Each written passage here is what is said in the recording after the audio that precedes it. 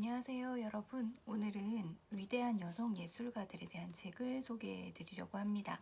그전에도 뭐 불편한 미술관이나 아니면은 싸우는 여성 미술사 뭐 이런 식으로 해서 여성 화가들 관련 책을 이렇게 소개해 드린 적이 있는데요.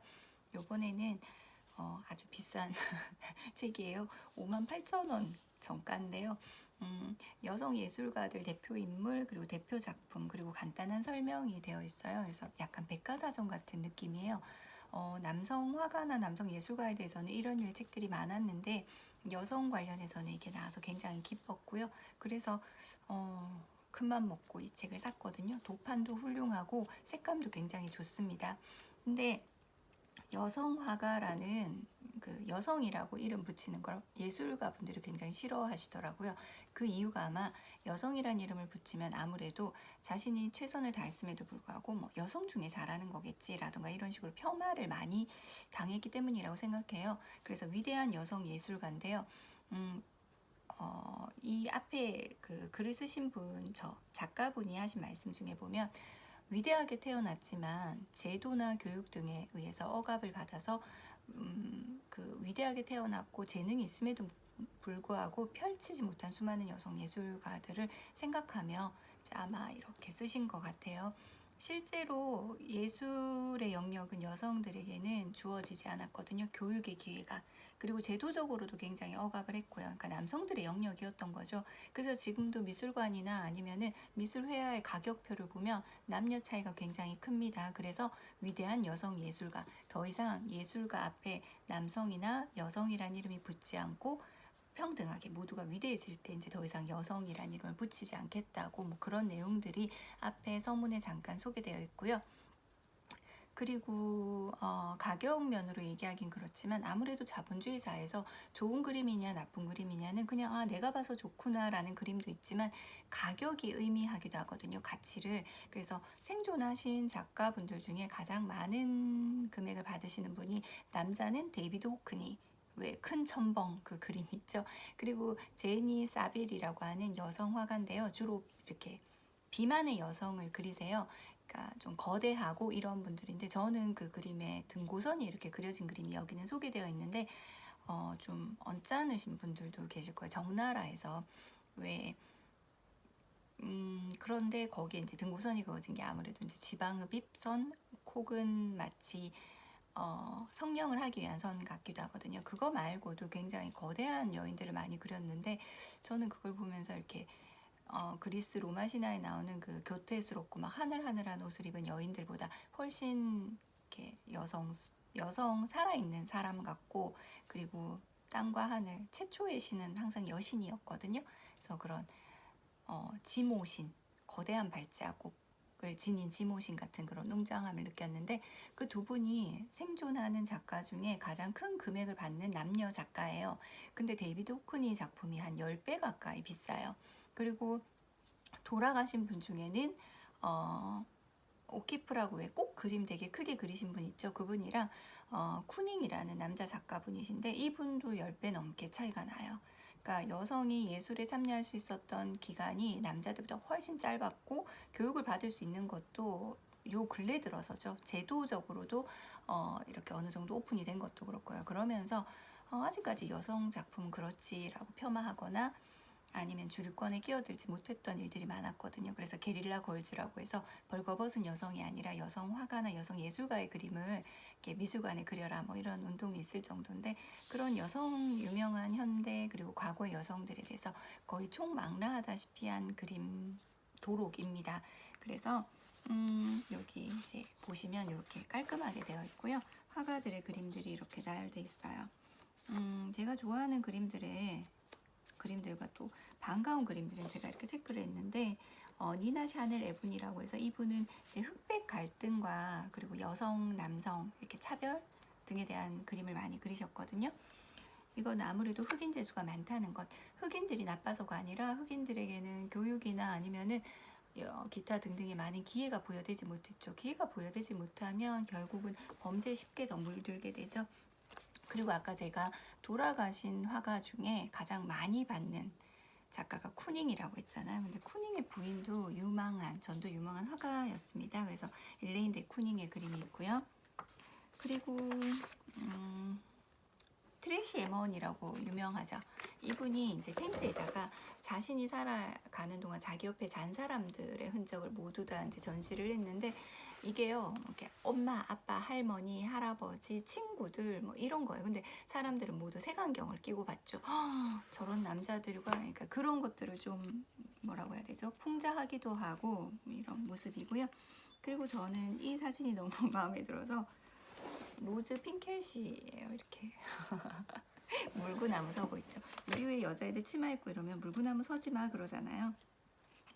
그리고 여성 운동가의 대변인으로 뽑히기도 하는 대표 작가죠. 아르테미시아 젠틀레스키. 이분은 본인이 그렇게 상징이 됐을 거라고 생각을 했을까요? 그죠? 성폭행을 당하고 그리고 또 끊임없이 그림을 그리면서 자신을 표현했던 고통을. 그죠? 그 다음에 한나 히어라고 해서 콜라주 기법으로 굉장히 잘했던 분이세요. 이분도 있고요. 그 다음에 저는 요즘 제니 홀저나 바바라 크루거 같은 개념 미술가라 그러죠. 글자로. 제니 홀저 같은 경우는 우리나라에서도 이렇게 전시를 했던 걸로 아는데, 그 공권력, 뭐 권력 남용, 뭐 놀랍지도 않다, 이런 그 사회적인 이슈나 아니면은 생각들이 담긴 글들을 많이 쓰신 분이죠. 그리고 바바라 크루거 같은 경우는 나는 쇼핑한다, 고로 존재한다, 그리고 여성 그 사진을 찍고 내 몸은 전쟁터다라는 글을 쓴 그 작품이 가장 유명하죠. 그리고 우리나라 작가분도 한 분 계신데요. 김수자라는 분이신데, 이거 보면 다 그거예요. 보따리, 보자기의 보따리. 이 보따리를 잔뜩 실은 트럭을 타고 우리나라를 여행하는 사진과 작품을 남기셨는데요. 저는 보따리 하면 너무나도 유용하고 친환경적이기도 하지만 어머님들이 떠오르거든요. 피난행렬. 그리고 저희 할머니도 시골에서 올라오시거나 볼일 있을 때 항상 보따리에다가 참기름, 호박 이런 걸 싸서 지고 왔거든요. 그러니까 보따리라는 거는 어쩌면 여성들의 삶의 희안, 힘듦 뭐 이런 걸 의미할 수도 있고요. 네. 그리고 다양한 그림들이 아까 제가 말씀드린 바바라 크루거예요. 제니 사빌의 그림하고도 저는 좀 일맥상통한다고 해요. 상통한다고 보거든요. 아까 제가 말씀드린 몸에 등고선이 그려져 있는 그런 여인의 모습 같은 거요. 그리고 뭐 아는 분들도 많아요. 마리 로랑생 같은 유명한 분도 나오시고요.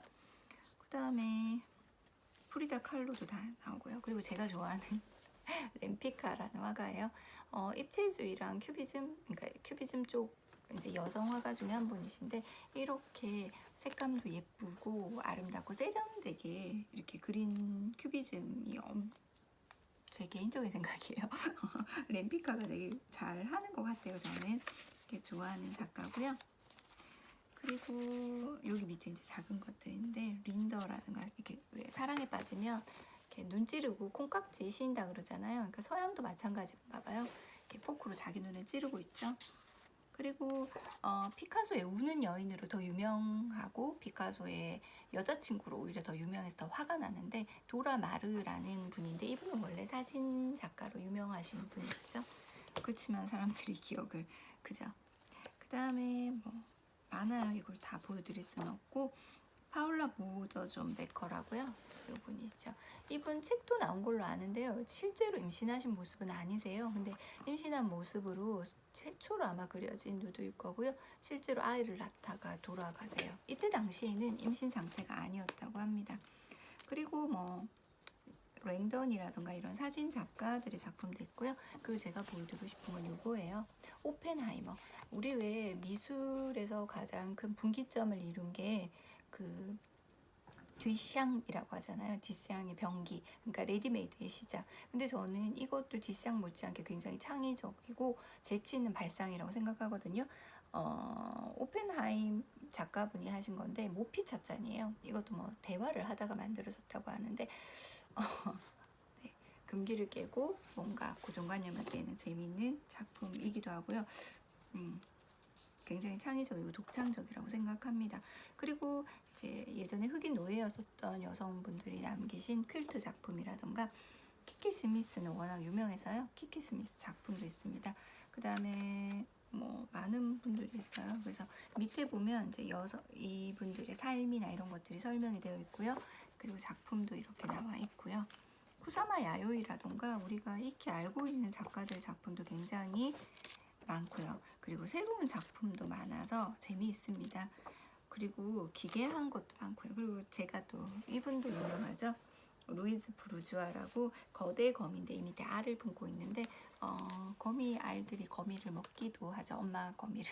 그러니까 모성애나 극단적인 이런 것들 표현하셨는데 저는 이거 너무 잘 샀다고 생각하는 게 일단 제가 모르는 여성 화가들도 너무 많이 알 수 있었고요. 그리고 아이하고 같이 보기도 좋을 것 같고요. 그 혐오스럽고 좀 끔찍하다고 이렇게 말씀하시는 분도 계신데 여성의 삶이든 남성의 삶이든 항상 핑크빛이진 않잖아요. 혐오스럽기도 하고요. 끔찍하기도 하고 그리고 학대나 차별을 받은 경험들도 많을 거고 저는 여자만 그렇다고 생각하진 않아요. 남자들도 맨박스에 갇히기도 하죠. 여자는 우먼박스가 또 있긴 하지만 하지만 예술사에서만큼은 이렇게 남녀 차별이 너무 심했다고 생각하거든요. 다른 것도 마찬가지지만 교육과 제도에서 완전히 배제를 해버렸죠. 그래서 정말 그리고 싶은 분들, 음악하고 싶으신 분들이 굉장히 많이 재능을 가지고도 꽃 피우지도 못했고 그리고 아무리 재능을 갖고 태어나더라도 그걸 배우고 갈고 닦지 않으면 꽃 필 수가 없는데 배울 수가 없었던 거죠. 인체 대생이나 누드가 얼마나 중요한지 다들 아시잖아요. 그러니까 결국 내가 아무리 뛰어나고 위대해도 흐물거리는 살덩이를 그릴 수밖에 없는 거죠. 그런 악조건 속에서도 훌륭한 작품을 많이 펴내신 분들 그리고 사실 1, 2차 대전이나 그 시대 때에도 여성들은 약간 부수적인 느낌이었어요. 같은 미술 사조의 한 획을 담당하고 있다 하더라도 또 취급도 많이 안 당했고요. 하지만 이제 그분들을 새로 발굴하기도 하고요. 그리고 모 미술관에서는 여성 작가들의 작품을 더 많이 사기 위해서 여성과 유색 인종의 작품을 더 많이 사기 위해서 남성 작가 작품을 팔기도 한다고 해요. 팔았다고 하거든요. 그래서 조금씩 나아지고 있지 않나. 그래서 더 이상 여성, 남성이 아니라 그냥 위대한 예술가들이라고 위대한 예술가들이란 책이 나올 수 있도록 그렇게 일컬어지도록 이렇게 세상이 바뀌었으면 좋겠습니다. 이 책 강추합니다. 가격은 좀 돼요. 그럼 안녕.